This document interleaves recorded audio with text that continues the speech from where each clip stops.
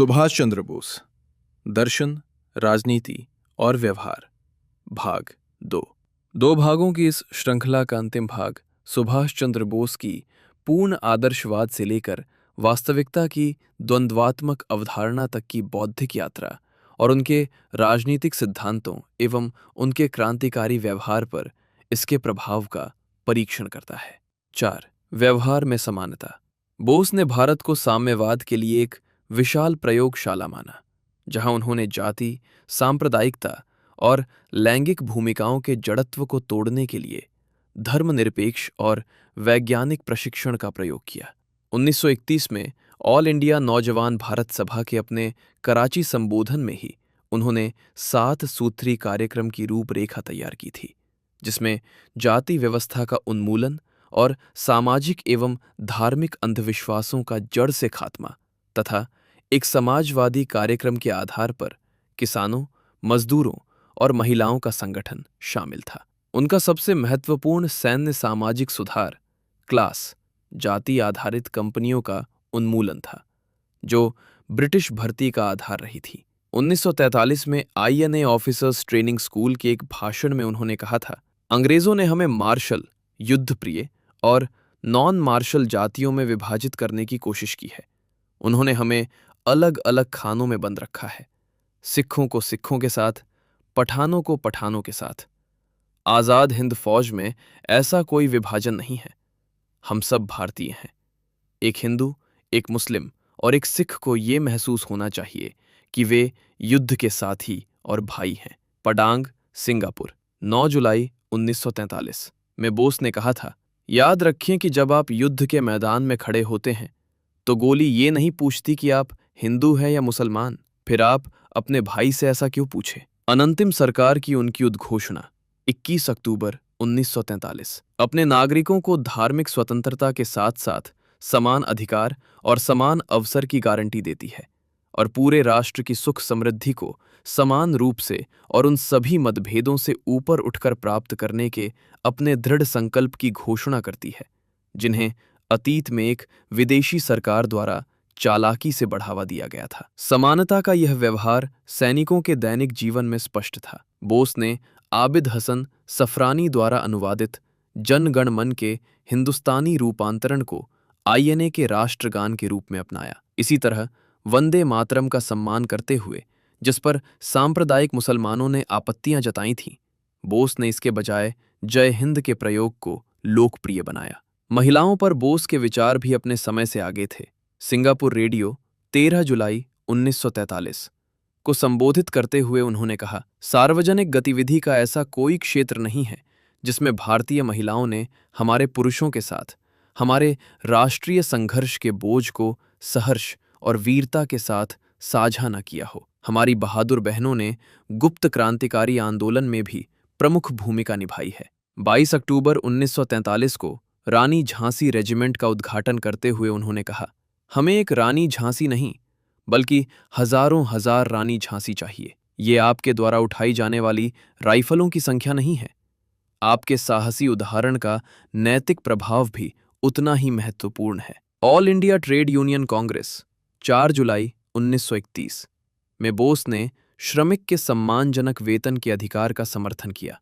जिस तरह हर श्रमिक काम के अधिकार का दावा कर सकता है, वो सम्मानजनक वेतन के अधिकार का भी दावा कर सकता है। क्या यह सच नहीं है कि कम से कम कुछ क्षेत्रों में गरीब मजदूरों को अभी भी उन परिस्थितियों का सामना करना पड़ता है जिनमें पुरानी गुलामी की प्रथा जैसी कई समानताएं हैं। उन्होंने अपने समाजवाद को मॉस्को संरेखित साम्यवाद और डरपोक सुधारवाद के बीच स्पष्ट रूप से रखते हुए कहा, इन 2 समूहों के बीच एक और समूह है जो समाजवाद के लिए खड़ा है, पूर्ण समाजवाद के लिए, लेकिन जो चाहता है कि भारत समाजवाद का अपना रूप और अपने तरीके विकसित करे। मैं विनम्रतापूर्वक इसी समूह से संबंधित होने का दावा करता हूं। उनके विचारों का अंतिम प्रमाण लाल किले के कैदियों में देखा गया। जैसा कि पत्रकार शिवा राव ने 1945 में रिपोर्ट किया था, हिंदुओं और मुसलमानों को एक ही लोगों द्वारा बनाया गया एक ही भोजन खाना पड़ता था और कोई सवाल नहीं पूछा जाता था। 5. बुराई के साथ सौदा,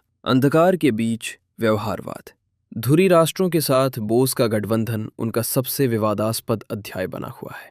उनका सहयोग फासीवाद के साथ वैचारिक तालमेल से नहीं बल्कि एक ठंडे, दुश्मन का दुश्मन वाले व्यवहारवाद से उपजा था। बोस जापान के प्रशंसक थे, लेकिन नैतिक रूप से उन्होंने चीन के मुद्दे पर उसे माफी देने से इनकार कर दिया। अपने 1937 के लेख Japan's role in the Far East में उन्होंने लिखा, जापान ने श्वेत व्यक्ति की प्रतिष्ठा को चकनाचूर कर दिया है, लेकिन क्या ये सब साम्राज्यवाद के बिना, चीनी गणराज्य को खंडित किए बिना, एक अन्य गौरवशाली, सुसंस्कृत और प्राचीन नस्ल को अपमानित किए बिना हासिल नहीं किया जा सकता था? नहीं। जापान के प्रति हमारी तमाम प्रशंसा के बावजूद इस कठिन घड़ी में हमारा पूरा दिल चीन के साथ है। चीन को अभी भी जीवित रहना चाहिए, अपने लिए और मानवता के लिए। इस संघर्ष की राख से वो एक बार फिर फिनिक्स की तरह उठ खड़ा होगा, जैसा कि उसने अतीत में कई बार किया है। बोस थर्ड राइक के मुखर आलोचक थे। 1936 में डॉक्टर थियरफेल्डर को लिखे पत्र में उन्होंने कहा था, नया नस्लीय दर्शन जिसका वैज्ञानिक आधार बहुत कमजोर है, सामान्य रूप से श्वेत नस्लों और विशेष रूप से जर्मन नस्ल के महिमा मंडन का समर्थन करता है। श्रीमान हिटलर ने पूरी दुनिया पर शासन करने के लिए श्वेत नस्लों की नियति की बात की है, लेकिन ऐतिहासिक तथ्य ये है कि अब तक एशियाइयों ने यूरोप पर उससे कहीं अधिक प्रभुत्व जमाया है जितना कि यूरोपीय लोगों ने एशिया पर। मैं ये इसलिए नहीं कह रहा हूं कि मैं एक समुदाय द्वारा दूसरे पर प्रभुत्व का समर्थन करता हूं, बल्कि केवल इसलिए कि मैं ये बताना चाहता हूं कि ये कहना ऐतिहासिक रूप से गलत है कि यूरोप और एशिया को एक दूसरे के साथ शांति से नहीं रहना चाहिए। उन्होंने भारत की कीमत पर ग्रेट ब्रिटेन की चापलूसी करने की हिटलर की इच्छा को भांप लिया था और उनकी प्रतिक्रिया स्पष्ट थी। जब हम अपनी आज़ादी के लिए दुनिया के सबसे बड़े साम्राज्य से लड़ रहे हैं, तो हम किसी अन्य राष्ट्र से किसी भी अपमान को सहन नहीं कर सकते। 1942 तक बोस ने अपने विकल्पों को अस्तित्व के प्रश्न के रूप में पेश किया। बर्लिन 1 मई 1942 से बोलते हुए उन्होंने दुश्मन का एजेंट होने के आरोप को खारिज किया और युद्ध को यथास्थिति और उसे नष्ट करने के लिए दृढ़ संकल्पित लोगों के बीच एक संघर्ष के रूप में रखा। मैं तीन धुरी शक्तियों का समर्थक नहीं हूं और ये मेरा काम नहीं है कि उन्होंने जो किया है या भविष्य में कर सकते हैं उसका बचाव करूं। मेरी चिंता भारत से है और एक देशभक्त भारतीय के रूप में मेरा ये कर्तव्य है कि मैं अपने देशवासियों को भारत के संबंध में विभिन्न शक्तियों की नीति के बारे में पता लगाऊं और उन्हें बताऊं। बोस के लिए विश्व युद्ध एंग्लो अमेरिकी शक्तियों द्वारा प्रतिनिधित्व की जाने वाली यथास्थिति और उस पुराने चिथड़े को टुकड़ों में फाड़ने के लिए दृढ़ संकल्पित लोगों के बीच का संघर्ष था। उन्होंने स्वतंत्रता और लोकतंत्र की मित्र राष्ट्रों की बातों को सरासर पाखंड माना, क्योंकि भारत में मानव जाति के 5वें हिस्से पर क्रूर निर्दयता और सांस्कृतिक पतन थोपा गया था। 6. उच्चतर संश्लेषण।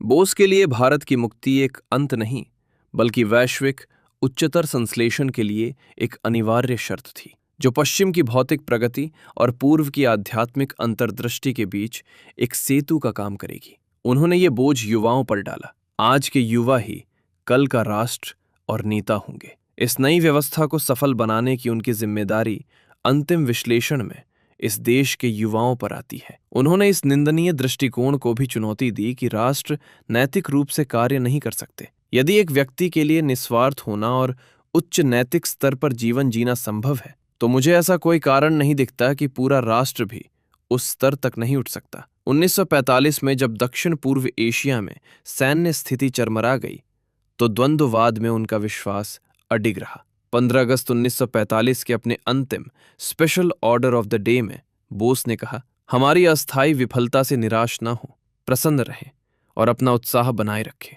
सबसे बढ़कर भारत की नियति में अपने विश्वास को एक पल के लिए भी डगमगाने न दे। दुनिया की कोई ऐसी ताकत नहीं है जो भारत को गुलाम बनाए रख सके। भारत आजाद होगा और जल्द ही। जय हिंद। द इंडियन स्ट्रगल में उन्होंने रेखांकित किया कि एक आजाद भारत मानवता को क्या दे सकता है। धर्म और दर्शन में, वास्तुकला में, चित्रकला, नृत्य और संगीत में और अन्य कलाओं एवं हस्तशिल्प में भारत दुनिया को कुछ अनूठा प्रदान कर सकता है। निष्कर्ष, शाश्वत विद्रोही। बोस की विरासत अंतर्विरोधों का एक संश्लेषण है। एक रहस्यवादी जिसने विज्ञान को अपनाया, एक लोकतांत्रिक जो सत्तावाद से नहीं हिचकिचाया, एक देशभक्त जिसने एकीकृत मानवता की ओर देखा। जापान की हार के साथ आजाद हिंद की अनंतिम सरकार गिर गई, लेकिन आईएनए में बोस ने जिस समतावादी आदर्श को साकार किया, वो स्वतंत्र भारत में विभाजनकारी प्रवृत्तियों के खिलाफ एक शक्तिशाली प्रतिआख्यान बना रहा। वैज्ञानिक योजना का जो सिद्धांत उन्होंने प्रतिपादित किया, उसने भारत के विकास को आकार दिया, और उनका वो बड़ा दाव कि एक आजाद भारत विश्व सभ्यता में एक उच्चतर संश्लेषण का योगदान दे सकता है, एक ऐसी चुनौती बनी हुई है जिसका उत्तर हर पीढ़ी को नए सिरे से देना होगा।